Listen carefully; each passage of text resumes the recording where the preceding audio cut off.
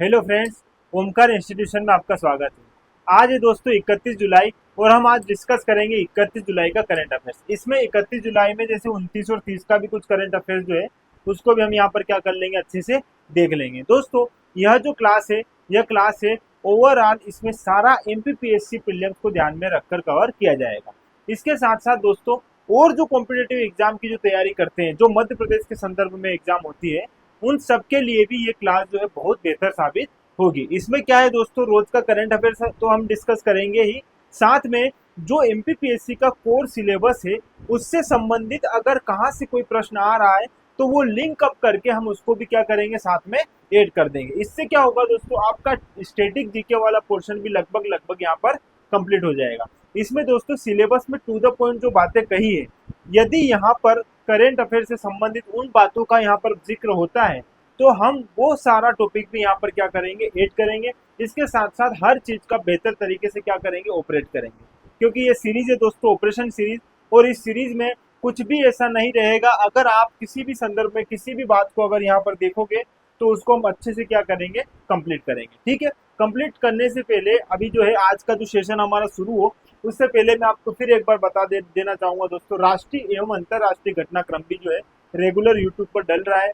अगर आप वहां जाकर भी देखोगे तो आपका यकीन मानो, ओवरऑल अगर देखा जाए एमपीपीएससी की जो इकाई 8 है वो पूरी तरीके से क्या हो जाएगी दोस्तों, कंप्लीट हो जाएगी। ठीक है, इसके साथ साथ कोई अगर अदर कॉम्पिटेटिव एग्जाम की भी अगर कोई तैयारी कर रहा है तो उसके लिए भी वो जो क्लास है बहुत बेहतर साबित होगी। चलो अब बात करते हैं यहाँ पर दोस्तों, आज की जितनी भी जो महत्वपूर्ण बातें हैं पहले उन पर डिस्कस कर लेते हैं, फिर उसके बाद जितनी सारी चीजें यहाँ पर जो भी ऐड हो सकती है वो मैंने यहाँ पर ऐड की है, और यहाँ पर पूरा एमपी का जो करंट अफेयर्स हम लेकर चलेंगे। देखो ये बैठक है, इसमें सारे मंत्रीगण बैठे हैं, ये माननीय मुख्यमंत्री जी भी बैठे हैं। तो अब पहली जो सुर्खियां है वो सुन लो, प्रधानमंत्री जीवन ज्योति बीमा। कौन सा दोस्तों, प्रधानमंत्री जीवन ज्योति बीमा एवं सुरक्षा, मतलब प्रधानमंत्री सुरक्षा बीमा योजना। कौन कौन सी योजना, प्रधानमंत्री जीवन ज्योति बीमा योजना एवं प्रधानमंत्री सुरक्षा बीमा योजना, इन दोनों के कवर का लाभ देने हेतु मंत्रिपरिषद में क्या हो गई है, स्वीकृति हो चुकी है। तो यहाँ पर इन दोनों जो योजनाओं के लिए भी क्या है, अब क्या है, लाभ मिलेगा। वो लाभ कितना मिलेगा, एग्जाम में सीधी सीधी राशि यहाँ से पूछी जाती है। राशि के साथ साथ यहाँ कब जो है ये योजना शुरू की गई थी, यह बात भी पूछी जाएगी। तो ये इसको हम अच्छे से क्या करेंगे, यहाँ पर समझेंगे। फिर आगे का हमारा बिंदु है दोस्तों, कुछ अन्य महत्वपूर्ण चीजें भी मैं यहाँ पर आपको बताऊंगा। अगला जो है ये देखो, यहाँ पर अगला है दोस्तों, माँ तुझे प्रणाम योजना के तहत 81 सदस्य दल को जैसलमेर पहुंचाया गया। अब बात समझना दोस्तों, कभी कभी एग्जाम में जो रनिंग योजनाएं चलती है उनसे संबंधित बातें पूछी जाती है। हम क्या करते हैं, अभी हमने यहाँ पर भारत माँ तुझे प्रणाम योजना देख ली, ठीक है। अब इसके तहत इतने व्यक्तियों को भेजा गया वो नहीं पूछेगा, लेकिन ये योजना कब प्रारंभ की गई थी, किसके द्वारा प्रारंभ की गई थी, इसका उद्देश्य क्या था, इसमें जो पात्रता क्या है, इस हिसाब से भी एमपीपीएससी में प्रश्न पूछा जाता है। तो यहाँ पर हम इस बात को अच्छे से समझेंगे, क्यों इसे शुरू किया गया, इसका उद्देश्य क्या था, इसमें कौन लाभार्थी होंगे, ये सारी बातें हम यहाँ पर अच्छे से देखेंगे। चलो अगला हमारा बिंदु है दोस्तों, मुख्यमंत्री डॉक्टर यादव ने रक्षाबंधन पर दी लाडली बहनों को 450 रुपए में गैस सिलेंडर की एक और बड़ी सौगात। अब ये है करंट अफेयर्स का मुद्दा, ठीक है, कि 450 रुपए में गैस सिलेंडर मिलेगा किनको, जो भी लाडली बहना है, जो इस योजना के जो पात्र हैं उनको। लेकिन बात थोड़ा सा यहाँ पर इसलिए भी समझना जरूरी है कि दोस्तों इस बात को हम जोड़ेंगे हमारी एग्जाम के पॉइंट ऑफ व्यू से। कई बार इतनी सारी न्यूज नहीं होती है जो क्या हो एग्जाम में, जिनका सीधे सीधे संबंध हो। अगर मध्य प्रदेश के संदर्भ में देखा जाए तो इतनी सारी हर रोज न्यूज नहीं आती जो एग्जाम में सीधी सीधी पूछी जा सकती, लेकिन कुछ ऐसी योजनाएं हैं या कुछ ऐसी जो है सरकार की कुछ भी ऐसी प्लानिंग रहती है जो हमारे सामने अगर आती है तो वहां से प्रश्न बन जाता है। तो जैसे ये प्रश्न है, इस प्रश्न में मैं आपको बहुत सारी बातें यहाँ पर बताऊंगा जो सीधे सीधे आपके एग्जाम में पूछी जा सकती है। तो ये भी आज का करेंट का मुद्दा है दोस्तों, कि मुख्यमंत्री डॉक्टर यादव ने रक्षाबंधन पर जो लाडली बहना है उनको 450 रुपए में ही सिलेंडर देने की क्या करी है, बात कही है। ठीक है, चलो अब आगे का हमारा बिंदु है दोस्तों, अंगदान प्रत्यारोपण में इमर्जिंग स्टेट कैटेगरी में मध्य प्रदेश का होगा पुरस्कार। देखो मध्य प्रदेश होगा पुरस्कृत, मतलब यहाँ पर दोस्तों अंगदान और प्रत्यारोपण दिवस जो मनाया जाता है 3 अगस्त को, उस दिन क्या है, मध्य प्रदेश को इसमें पुरस्कार दिया जाएगा कि मध्य प्रदेश ने इस क्षेत्र में बहुत अच्छा क्या किया है, कार्य किया है। इसके बारे में भी बताऊंगा, अच्छे से समझना। इस प्रकार सीधे सीधे यहाँ पर प्रश्न यहाँ से भी बन सकते हैं। चलो देखो आगे एक और इम्पोर्टेंट न्यूज है दोस्तों, विद्युत चोरी के मामले में 2 साल कठोर कारावास सहित 61,000 रुपए का अर्थदंड की सजा। ये क्या है, मुद्दा करंट का है, लेकिन यहाँ विद्युत से संबंधित कोई सी भी बात है, चाहे विद्युत से संबंधित जितनी भी योजनाएं जो मध्य प्रदेश में चलाई जाती है, जो जल विद्युत परियोजनाएं, उनके बारे में भी हम यहाँ पर देखेंगे, है ना। ताप विद्युत परियोजना उनके बारे में देखेंगे। क्यों? क्योंकि यहाँ से सीधे सीधे आपसे प्रश्न बनता है। तो जो भी मुद्दा यहाँ पर होगा हम उसको क्या करेंगे, हमारी एग्जाम के पॉइंट ऑफ व्यू से क्या करेंगे, डिस्कस करेंगे। साथ ही साथ जो करंट में मुद्दे चल रहे हैं वो भी मैं आपको यहाँ पर बताता रहूंगा। ठीक है, चलो अब आगे बढ़ते हैं। इसमें अगला है दोस्तों, यहाँ पर अगला हमारा बिंदु रहेगा, ये सारी बातें मैं आपको बताऊंगा। अब अगला जो हमारा बिंदु है दोस्तों, मुख्यमंत्री डॉक्टर यादव ने पूर्व मंत्री श्री आरिफ अकील के निधन पर दुख व्यक्त किया है। कई बार एग्जाम में दोस्तों जो निधन होते हैं, है ना, नियुक्तियां होती है, पुरस्कार होते हैं, इनसे सीधे सीधे प्रश्न बनते हैं कि ये जो व्यक्ति है इनका संबंध किस क्षेत्र से है, ये किस जिले से संबंधित है। ऐसे ऐसे सामान्य से प्रश्न आते हैं और कई बार हम उनको अच्छे से देख नहीं पाते हैं और एग्जाम में हम गलत करके आ जाते हैं। तो यहाँ हम इन जो करंट मुद्दों के जैसे निधन, नियुक्तियां, पुरस्कार, इन सबको भी जो है डेली करंट अफेयर्स के फॉर्म में देखेंगे। दोस्तों यकीन मानो इस एग्जाम में या जो एमपीपीएससी की जो एग्जाम है इसमें यही पूछे जाते हैं प्रश्न दोस्तों। ज्यादा इतना टफ आपने देखा होगा सिर्फ अगर मैं 2021-22 से बात करूं तो तब से लेके अभी तक जो एग्जाम का पैटर्न बहुत सामान्य रहा है। 2020 का एग्जाम जो था एमपीपीएससी प्रीलिम्स का, वो जरूर थोड़ा क्या था, हार्ड था, लेकिन बाकी ओवरऑल अगर देखा जाए तो उसमें इतना ज्यादा जो है, इतनी ज्यादा जटिलता नहीं रहती है। ठीक है, तो यहाँ पर इस हिसाब से भी प्रश्न पूछे जा सकते हैं। तो इन सारे क्वेश्चंस पर हम क्या करेंगे, अच्छे से डील करेंगे। ठीक है, चलो अब शुरू करते हैं दोस्तों हमारे पहले प्रश्न से। ठीक है, जो हमारा पहला मुद्दा क्या है, प्रधानमंत्री जीवन ज्योति बीमा। दोस्तों सबसे पहले हम बात कर रहे हैं प्रधानमंत्री जीवन ज्योति योजना। ठीक है, तो जीवन ज्योति बीमा योजना जो है, यह जो है इसके बारे में बात करेंगे हम। और प्रधानमंत्री सुरक्षा बीमा योजना, कौन सी दोस्तों, प्रधानमंत्री सुरक्षा बीमा योजना, इन दोनों योजनाओं में लाभ प्राप्त होगा। यह हमारी जो है मंत्री परिषद में इसमें क्या हुआ है, स्वीकृति मिली है। अब बात समझना प्रधानमंत्री जीवन ज्योति योजना की। दोस्तों यह योजना जो है शुरू होती है, वो इंपॉर्टेंट है। देखो शुरू कब होगी दोस्तों, 9 मई 2015। ठीक है, 9 मई 2015 को इसे क्या किया जाता है, प्रारंभ किया जाता है। सबसे पहली बात इंपॉर्टेंट ये। ठीक है, अब यहाँ पर दोस्तों ऐसे व्यक्ति जो राज्य में निवास करते हैं, यदि उनकी आकस्मिक रूप से या उनकी प्राकृतिक रूप से घटना ऐसी घट जाती है जिसमें उनकी मृत्यु हो जाती है, तो यहाँ पर सरकार उनको क्या प्रदान करेगी, बीमा प्रदान करेगी। लेकिन यहाँ पर जो व्यक्ति रहेंगे वो पात्र कितनी आयु तक रहेंगे वो देखना, पात्रता जो है वो देखना, पात्रता क्या है, आयु सीमा जो है वो कितनी है, तो 18 से लेके 50 वर्ष, 18 से लेके 50 वर्ष तक क्या है उनकी पात्रता होनी चाहिए, मतलब इतनी आयु के वो होने चाहिए। ठीक है, आयु सीमा ये है। अब उसके बाद देखना दोस्तों, यहाँ पर यह जो है योजना प्रधानमंत्री जीवन ज्योति योजना, इसमें आपको पहले एक वार्षिक रूप से एक राशि जो है बीमा के रूप में जमा करवानी होगी। देखना यहाँ पर एक अमाउंट रहेगा दोस्तों, एक राशि रहेगी जो वार्षिक रूप से, कैसे दोस्तों, वार्षिक रूप से आपको क्या करना रहेगा, जमा करना रहेगा। ठीक है, और वो राशि कितनी है, वो राशि है दोस्तों 436 रुपए। ठीक है, ये वो राशि है जो आपको क्या करनी रहेगी, वार्षिक रूप से व्यक्ति को जमा करवानी रहेगी। तो फिर क्या होगा, यदि किसी व्यक्ति की आकस्मिक रूप से मृत्यु हो जाती है, घटना, प्राकृतिक घटना या ऐसी अवस्था जिसमें जैसे एक्सीडेंट हो गया, ऐसी कुछ भी दुर्घटना हो जाती है, तो उस व्यक्ति को क्या दिया जाएगा दोस्तों, बीमा प्रदान किया जाएगा। ठीक है, और उस बीमा कितना कवर किया जाएगा, लगभग दोस्तों 2 लाख रुपए। कितना, 2 लाख रुपए जो है इसके अंतर्गत उसको प्रदान किए जाएंगे। ये बात याद रखना। शुरू कब हुई थी ये इंपॉर्टेंट है, 18 से 50 वर्ष। सीधे सीधे पूछता है दोस्तों कि प्रधानमंत्री जीवन ज्योति बीमा योजना में पात्र व्यक्ति जो है उसकी आयु सीमा कितनी निर्धारित की गई है।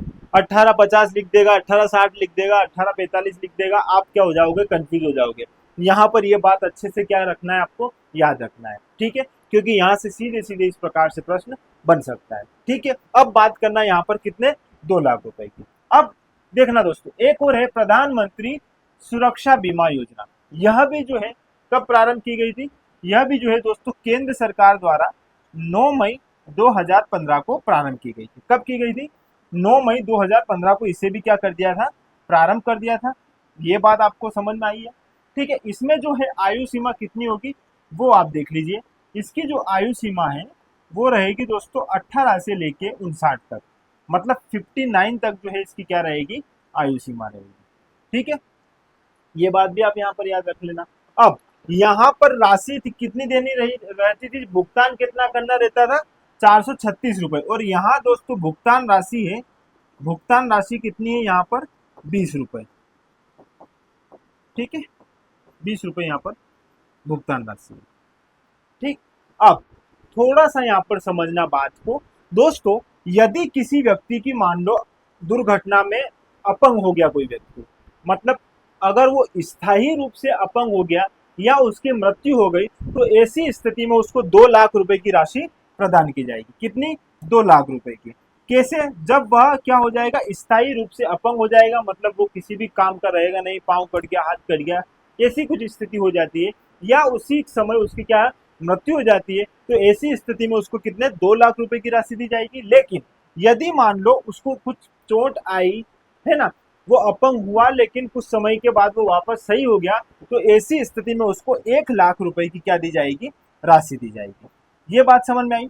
चलो, अगर इतनी बात समझ में आई तो अब आगे बढ़ते हैं दोस्तों। यह जो राशि है, यह जो राशि है केंद्र और राज्य सरकार द्वारा किस रेशियो में दी जाएगी, इस रेशियो में 60:40, ठीक है। केंद्र सरकार 60% इसमें जो है राशि देगी और राज्य सरकार जो है 40%, ठीक है। अब मेरी बात समझना, इसमें दोस्तों मध्य प्रदेश के संदर्भ में अगर देखा जाए तो जो आंगनवाड़ी कार्यकर्ता है या जो मिनी आंगनवाड़ी कार्यकर्ता है या जो सहायता जो है आंगनवाड़ी में जो कार्य करने वाली महिला है, उनको भी इसके अंतर्गत शामिल किया गया है, ठीक है। तो इनको क्या मिलेगा, इसमें लाभ मिलेगा, 2 लाख रुपए तक का जो है बीमा क्या है यहाँ पर कवर किया जाएगा।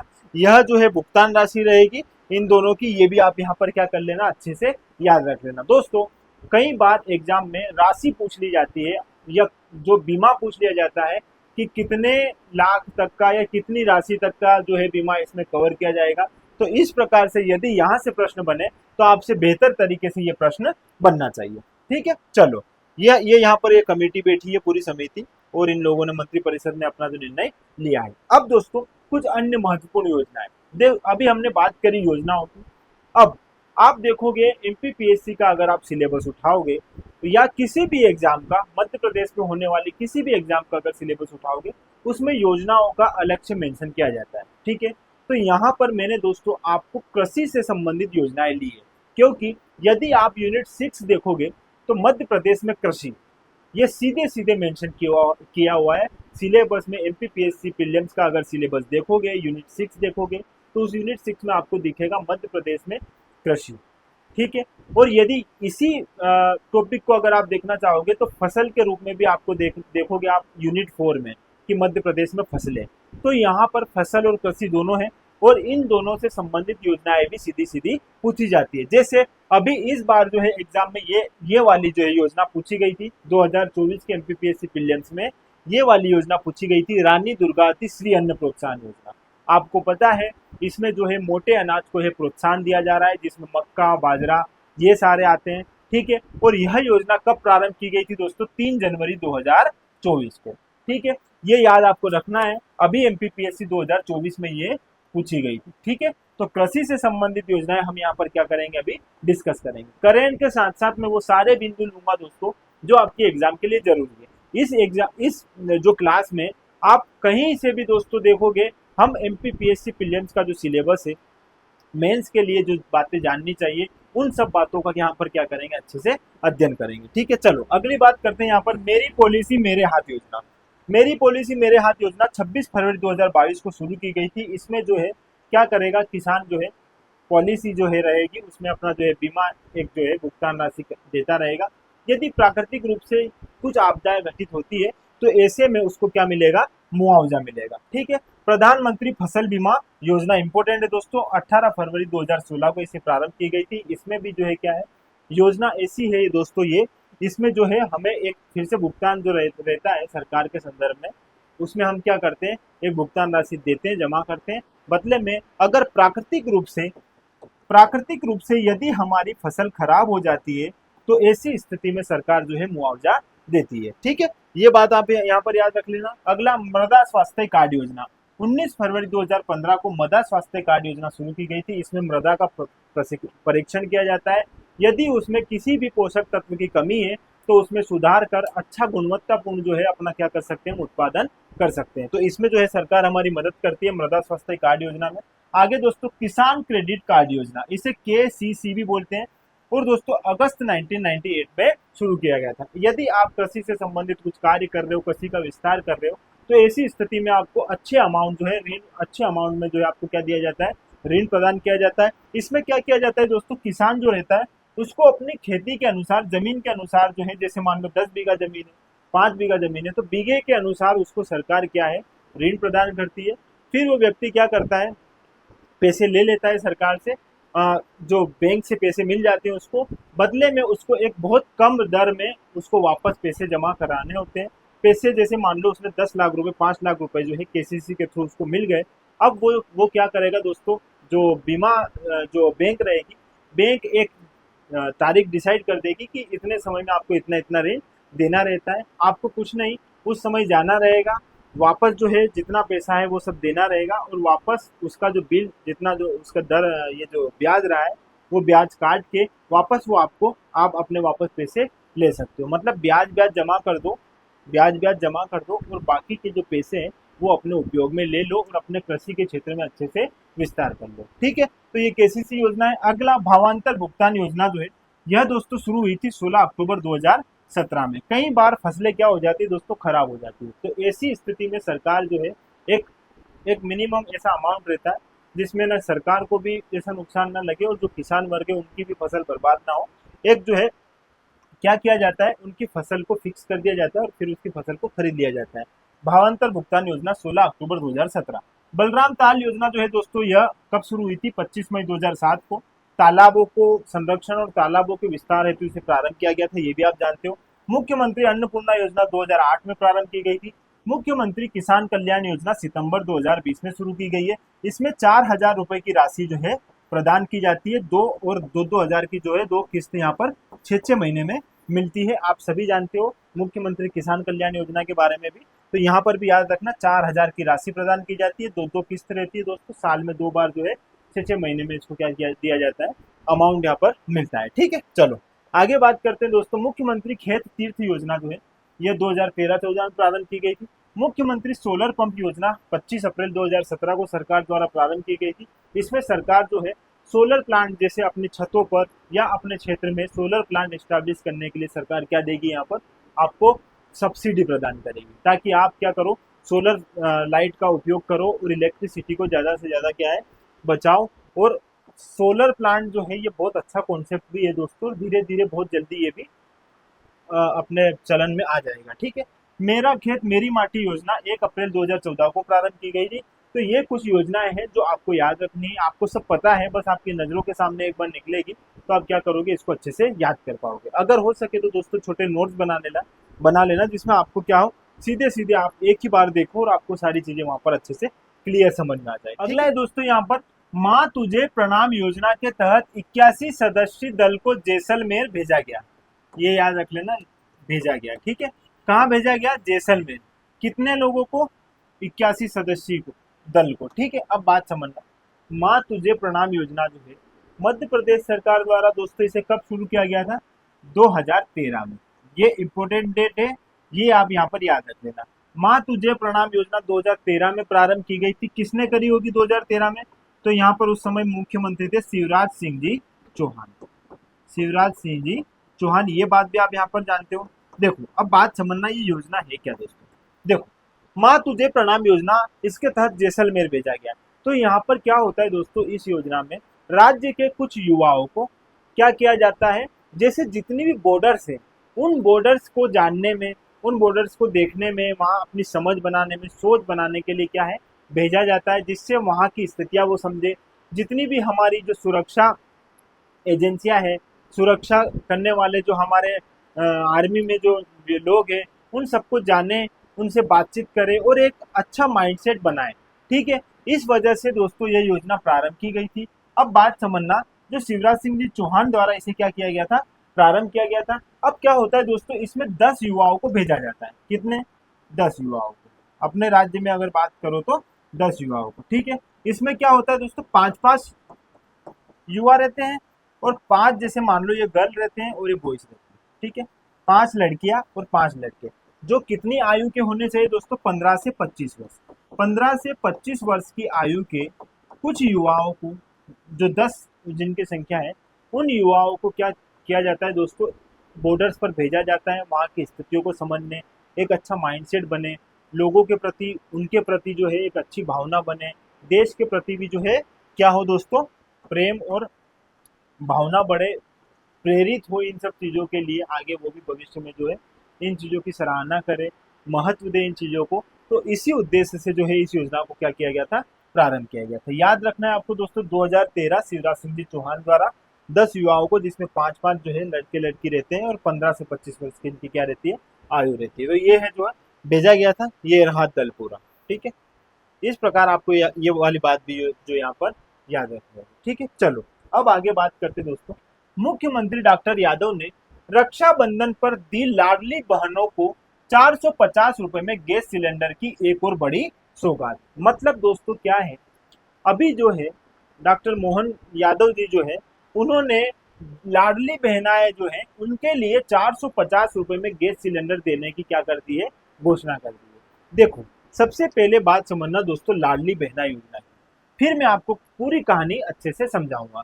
अगर मैं लाडली बहना योजना की बात करूं, किसकी करूं दोस्तों, लाडली बहना योजना बहुत चलन में रहा है।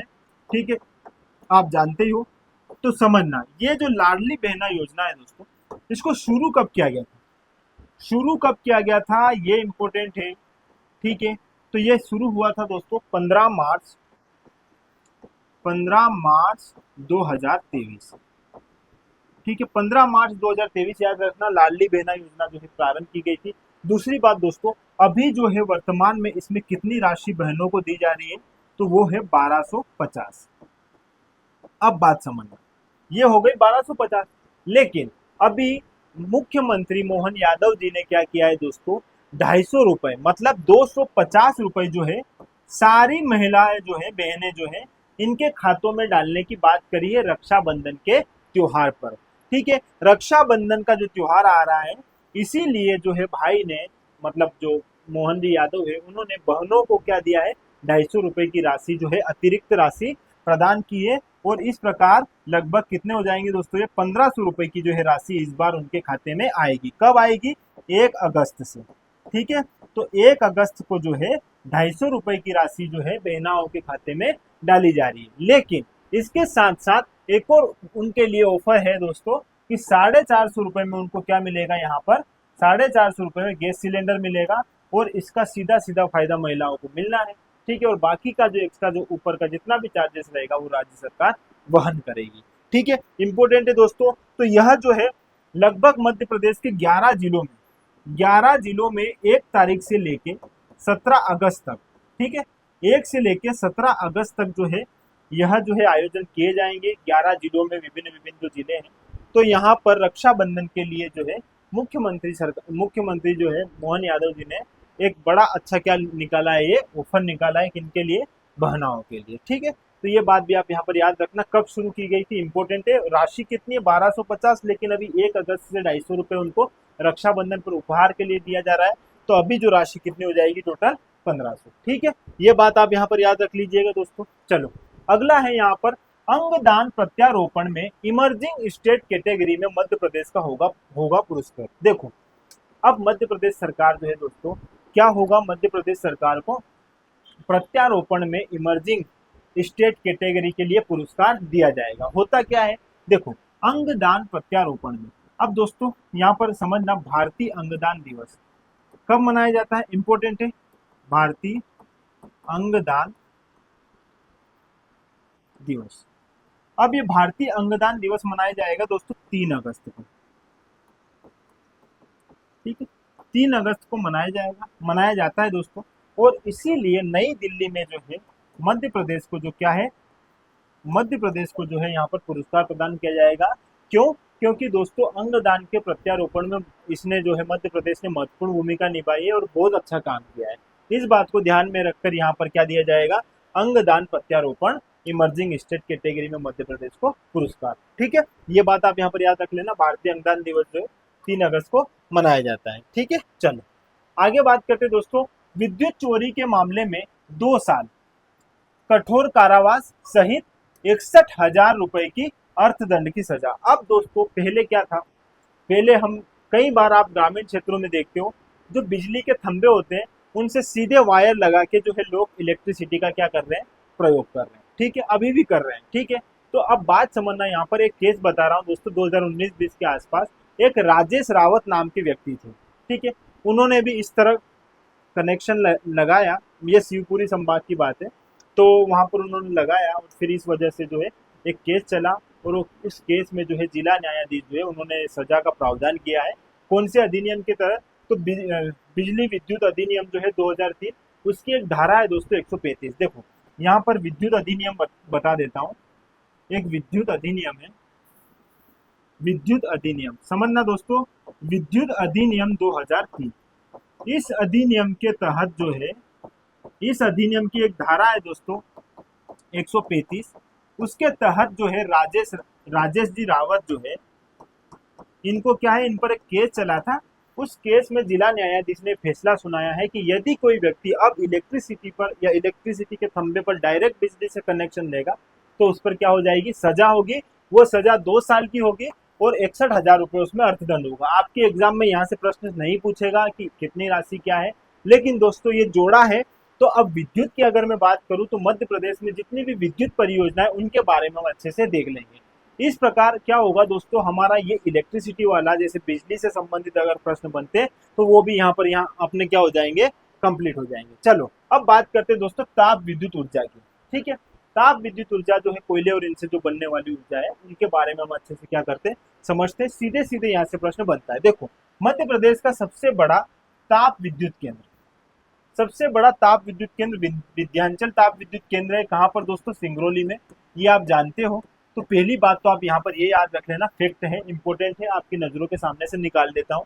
दूसरा है दोस्तों प्रथम ताप विद्युत केंद्र चांदनी ताप विद्युत केंद्र है, जो 1953 में स्टैब्लिश किया गया था नेपा नगर बुरहानपुर में। कहाँ पर, नेपा नगर बुरहानपुर। ठीक है, ये बिंदु भी आप यहाँ पर क्या कर लेना, याद रख लेना। चलो आगे बात करता हूँ दोस्तों, यहाँ पर और कुछ महत्वपूर्ण ताप विद्युत केंद्र है, अच्छे से एक बार यहाँ पर देख लो। अब सारी चीजें यहाँ पर एक बार आपके सामने से निकल जाएगी, आपको याद हो जाएगा और एग्जाम में आप बेहतर तरीके से सही आंसर तक पहुंच जाओगे। देखो चांदनी ताप विद्युत केंद्र 1953 में इसकी स्टैब्लिशमेंट हुआ था। इसका बुरहानपुर में है दोस्तों ये, और यह मध्य प्रदेश का सबसे छोटा तथा सबसे पहला जो है ताप विद्युत केंद्र है। तो यहाँ पर सबसे छोटा याद रखना और सबसे पहला कौन सा है दोस्तों, चांदनी ताप विद्युत केंद्र जो है 1953 में स्टैब्लिश किया गया था और बुरहानपुर में। ठीक है, कई बार एग्जाम में यहाँ से प्रश्न बने। ठीक है, दूसरा विद्यांचल ताप विद्युत केंद्र, इंपोर्टेंट है दोस्तों। 1987 में जो है इसे शुरू किया गया था बेड़न सिंगरौली में। सिंगरौली जो है कोयला राजधानी है, बेड़न जो है मध्य प्रदेश की कोयला राजधानी, सिंगरौली बेड़न आपको पता है। अब बात समझना, 1987 में ही विद्यांचल ताप विद्युत केंद्र को क्या है, शुरू किया गया था। किसकी सहायता से, रूस की सहायता से। कई बार प्रश्न में ऐसा पूछा जाता है दोस्तों, किसके सहयोग से इसे शुरू किया गया था। हाल ही में 2024 में जो एग्जाम हुई है उसमें एक प्रश्न आया है कि जो भेल है उसको किसके सहयोग से इस्टेब्लिशमेंट किया गया था उसका। तो दोस्तों वहां पर प्रश्न में आंसर था ब्रिटेन। ठीक है, ब्रिटेन राइट आंसर होता। तो इस प्रकार ऐसे भी प्रश्न पूछा जा सकता है कि ताप विद्युत केंद्र जो है विद्यांचल ताप विद्युत केंद्र किसके सहयोग से इसे स्थापित किया गया था, तो रूस की सहायता से इसको स्थापित किया गया था। अगला है इसकी क्षमता दोस्तों 4760 मेगावाट है और यह भारत का सबसे बड़ा ताप विद्युत केंद्र है। ये बातें आपको पता है, एक बार फिर आप देख लीजिएगा। अगला जो है दोस्तों यहाँ पर संजय गांधी ताप विद्युत केंद्र कहाँ पर है, वीर सिंहपुर उमरिया। कुछ नहीं पूछता है, ज्यादा कोई मेगावाट भी नहीं पूछता है, सीधे सीधे पूछ लेगा कि देश ताप विद्युत केंद्र कहाँ पर है। आपको बस इतना बताना होता है यहाँ पर है। लेकिन कई बार हम बहुत जटिल पढ़ने के चक्कर में जो सामान्य से जो प्रश्न बनते हैं वो भी अच्छे से कंप्लीट नहीं करके आते। तो ऐसी गलती नहीं करना है। इसी बात को ध्यान में रखकर मैं आपके लिए सारी चीजें जो है रेडी कर कर लाऊंगा, ताकि आप ज्यादा से ज्यादा बेहतर कर पाओ। ठीक है, चलो अब बात करते हैं दोस्तों क्षमता। 1340 इसकी मेगावाट क्षमता है।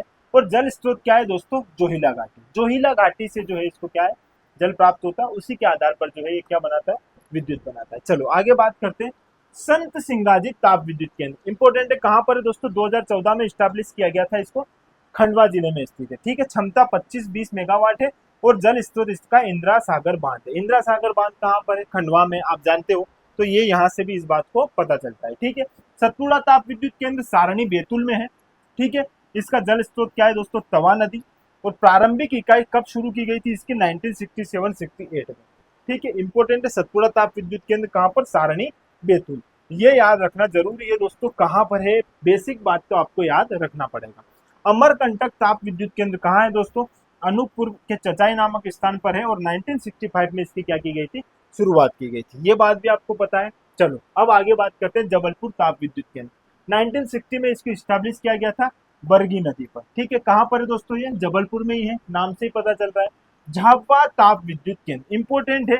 अब समझना दोस्तों, यहाँ पर कई बार कंफ्यूजन हो जाएगा, इसलिए यहाँ पर मैं आपको अच्छे से समझा रहा हूँ। बाकी क्या आपको पता है, इसकी बात थोड़ी सी कर लेते हैं। झाबुआ ताप विद्युत केंद्र कब शुरू किया गया था दोस्तों? 2016 में। कहाँ पर है? शिवनी में। झाबुआ समझ के झाबुआ नहीं लगाना है।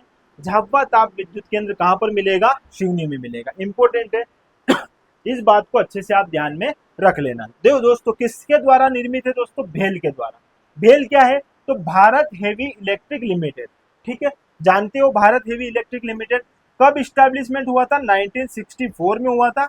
और दोस्तों किसके सहयोग से हुआ था? ब्रिटेन के सहयोग से हुआ था। ये इस बार एमपीपीएससी ने प्रश्न पूछा था 2024 की प्रीलिम्स एग्जाम में। ठीक है, तो आपको यहाँ पर याद रखना है किसके सहयोग से झाबुआ ताप विद्युत केंद्र निर्मित किया गया है? भेल के। भारत हेवी इलेक्ट्रिक लिमिटेड 1964 में स्टैब्लिशमेंट और ब्रिटेन के सहयोग से। ठीक है, चलो आगे बढ़ते हैं दोस्तों। बुंदेलखंड ताप विद्युत केंद्र छतरपुर में स्थित है। और जल स्रोत इसका केन नदी और श्यामरी नदी। ठीक है, अब कई बार नदी का भी पूछ लेता है, किस नदी के जो है इसमें जल स्रोत है, कौन इसकी पूर्ति करता है। तो इस आधार पर भी यदि प्रश्न बने तो आपसे बनना चाहिए। ठीक है, चलो अब आगे बात करते हैं दोस्तों। दादा धुनी वाले ताप विद्युत केंद्र कहाँ पर है? खंडवा में है। इनका उपनाम याद रखना दोस्तों, मालवा ताप विद्युत केंद्र। कई बार एग्जाम में पूछा जाएगा कि मालवा ताप विद्युत केंद्र कहाँ पर है, तो खंडवा में। ये आपको पता होना चाहिए। 1600 मेगावाट का जो है ये प्रोजेक्ट है। और देखो, मध्य प्रदेश और गुजरात की संयुक्त परियोजना है। कई बार ऐसा भी पूछा जाता है, निम्नलिखित में से यह जो परियोजना किन राज्यों की संयुक्त परियोजना है। तो आपको इस प्रकार से भी प्रश्न को हल करना होगा। ठीक है, तो मध्य प्रदेश और गुजरात की क्या है दोस्तों? संयुक्त परियोजना है। ठीक है, अब आगे बात करते हैं। मुख्यमंत्री डॉक्टर यादव ने पूर्व मंत्री श्री आरिफ अकील के निधन पर दुख व्यक्त किया है। कई बार दोस्तों नियुक्तियां, पुरस्कार, निधन, इनसे सीधे सीधे प्रश्न बनता है कि यह व्यक्ति किस क्षेत्र से संबंधित है। अब देखो यहाँ पर जो हमारे श्री आरिफ अकील जो है हमारे बीच नहीं रहे, और इनके लिए जो है यहाँ पर इनसे संबंधित भी प्रश्न बन सकता है। दोस्तों यह थे कांग्रेस में एक राजनेता, कांग्रेस से संबंधित थे। ठीक है, कांग्रेस से संबंधित थे क्या दोस्तों? राजनेता, राजनीति करते थे। ठीक है ना, किस क्षेत्र से करते थे? भोपाल से करते थे। ये भी यहाँ पर याद रखना। और भोपाल से अगर मैं बात करूँ तो दोस्तों 6 बार जो है ये क्या बने हैं? विधायक बने हैं। ठीक है, विधायक बने हैं 6 बार। किससे? कांग्रेस से। और 2 बार बने हैं दोस्तों मंत्री। ठीक है, 2 बार बने हैं मंत्री। कभी भी बीजेपी इनके एरिया में नहीं जीत पाई, कभी भी इनके कार्यकाल में। जब से ये विधायक बने, इनके जो है एरिया, उसमें कभी भी कोई भी इनको हरा नहीं पाया। 6 बार जो है उस क्षेत्र से क्या रहे हैं? विधायक रहे हैं। इसके साथ साथ एक और बात याद रखना, शेर ए भोपाल भी, इनको शेर ए भोपाल की भी संज्ञा दी जाती है। ठीक है, शेर ए भोपाल की भी संज्ञा इनको क्या दी जाती है?